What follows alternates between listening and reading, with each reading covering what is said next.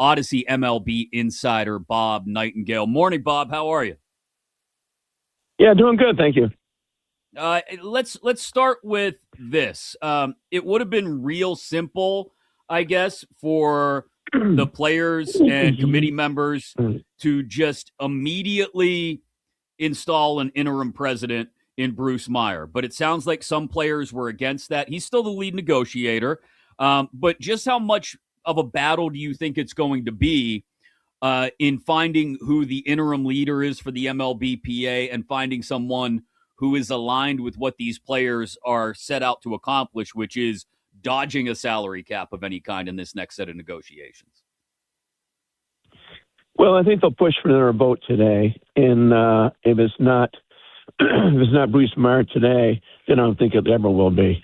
Then I think they'll keep him the lead negotiator and promote one of the attorneys in the office, like a Matt Nussbaum, used to play at Notre Dame, highly respected, an attorney.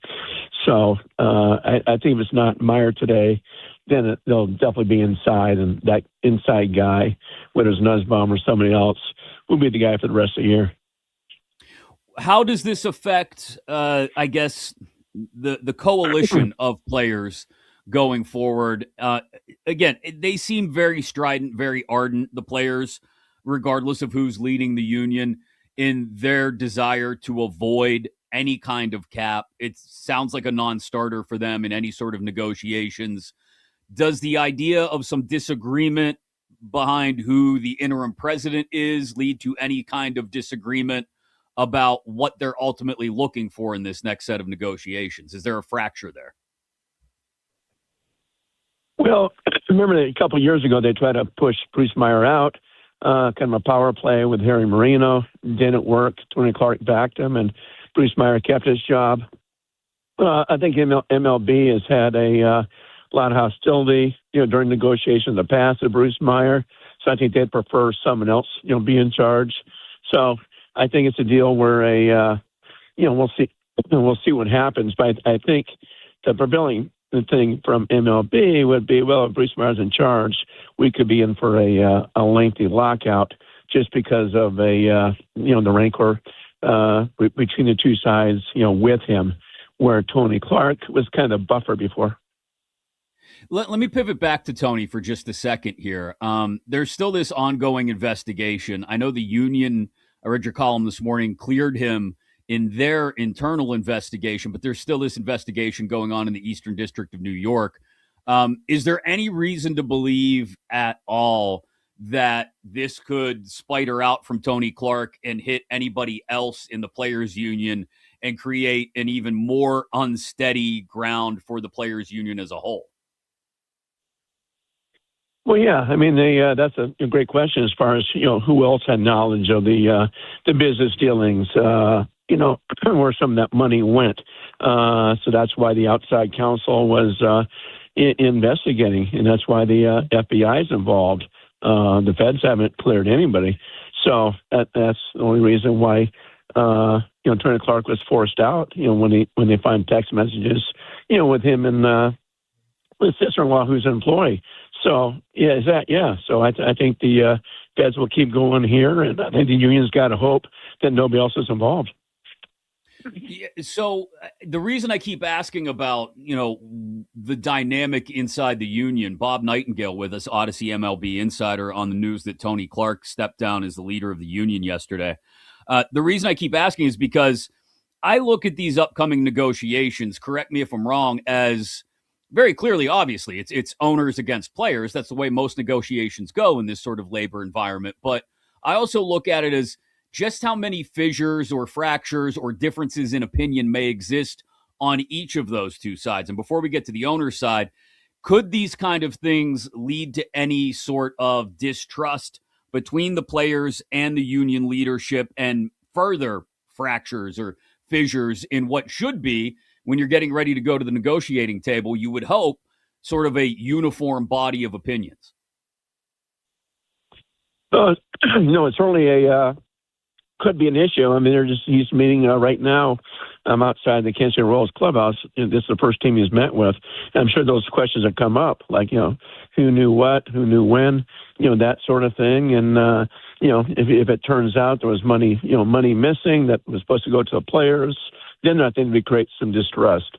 So right now, I think the players are saying, let's give it time here. Let's say still innocent before proven guilty. But yeah, if it turns out there was funds missing that should have belonged to the players, then I think there'd be some distrust for sure. What is the player opinion? Is it 100% out and out against a cap and floor system, or in your discussions with people, are there players that would look at it and go, hey, if a cap means we get some of the teams at the bottom tier to spend a little bit more money and even this thing out, maybe it could be beneficial? Or is it just 100% across the board, no cap, we're not even talking about it? Yeah, I don't think it's 100%, but the guys that think that, okay, as long as we have a strong floor and give everybody a chance, we're cool with that.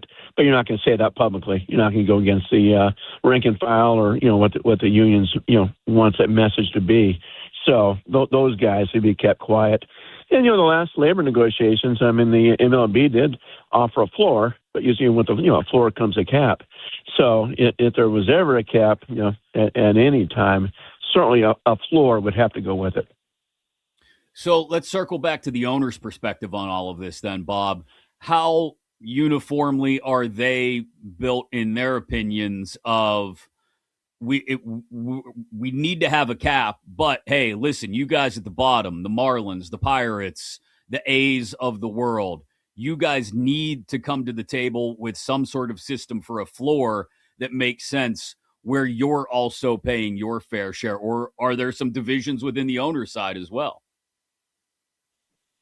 Oh, sure there are. Yeah, I mean, the big market teams that put the money in the revenue sharing, they get, very disgusted that the bottom teams aren't doing it. It's like, hey, we're putting money in the revenue sharing program for you to, build your team, not for you to line your own bank account.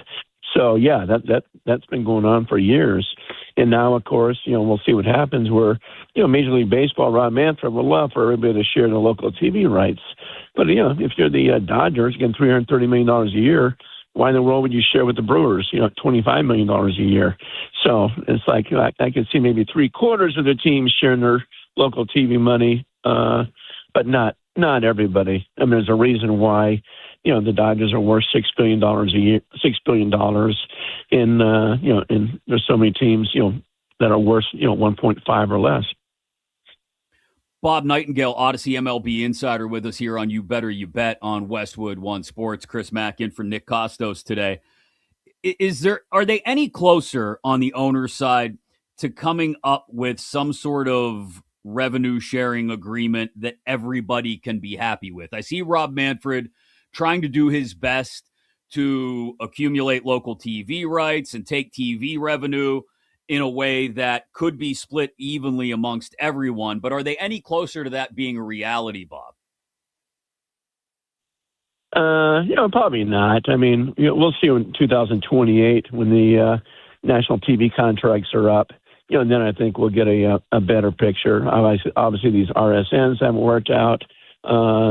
So a lot of these teams are in the same boat. I mean, I think Major League Baseball, controls about 15 of the TV rights, and they don't pay nearly like, like the big boys. Whether it's the Yes Network or NESN, those sort of things, and certainly not the Dodgers network. So yeah, I think that's a couple years away, and especially they would love to be like the NFL where everybody shares every penny. But, where the Green Bay Packers, have as much a chance as the New York Giants, with different size of markets. I'm not sure we'll ever reach that, but I think they're hoping to get a little bit closer. Did the Kyle Tucker contract with the Dodgers set off as many people inside baseball as it did a lot of fans? Not really. I mean, they knew that, the team is getting older. He was the best guy out there. It's a short-term contract. Now, if they had given him, $700 million, then it'd be a different story. At least it was just a 4-year deal. Yeah, but, the $60 million jumps at you like, okay, this guy shouldn't be getting, second to, or, getting more money than Soto. Actually getting more money for Otani if he counts a deferred, a lot more money. So, that part kind of jumped at people. But I think the fact it was only a 4-year deal didn't upset that many people in the business. It's almost like, okay, now that might be a different story a year from now if they sign Tarek Skubal to, 400 plus million. So obviously finances are always at the top of the list when we talk about negotiating a new CBA. If we take that very large, very important topic off the table and we start to look around baseball at some of the other issues that are out there, how content do you think both the players and owners are just with the game itself right now? And what other points could be contentious as we move throughout the year? No, I think otherwise, throw away the finances, except for, little things like, okay, travel is, can be brutal for players. And, we'll see what happens here in a couple of years when they, should have 2 expansion teams by 2031. And, that's going to be an extra $4.4 billion for players. For the owners. But yeah, I think overall, I know they've disagreed on the pitch clock, but that worked out.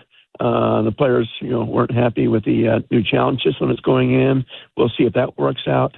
So by and large, I don't think those are big enough things to fight over. When you put your ear to the ground regarding those expansion plans that you mentioned, Bob, just how soon could we expect it, and what cities make sense, and just how far will Rob Manfred want to push for geographic realignment? Well, yeah, it'll be massive realignment. We won't have a National League, American League anymore. Probably realistically 2031. The 2 teams, I think Salt Lake City for sure, and most likely Nashville. So, one team out east, one team out west, and then just complete realignment, pretty much to reduce the travel. So I've heard some people say that there are plans on the table for realignment that wouldn't include necessarily teams in the same city in the same division. This is utmost importance to fans listening in New York, Chicago, LA. But would they look at doing that? Would they look at the Yankees and the Mets in the same division, the Cubs and the Sox, the Dodgers and the Angels? Is that how far they're willing to go with geographic realignment? Yeah, they are. Just that, really reduce travel, and I think that'll help the TV audiences too, to make sure everybody's kind of doesn't, making all the trips they are. Now with everybody playing each other, travel's a lot tougher for teams. So yeah, like the Southern California teams, all the teams in California, you would think they would be in the same division, at least play each other a lot. That's kind of up the owners. Okay, you guys want to do this? If you're the Angels, you want to play the Dodgers 13 times? You may want to, just to sell all those games.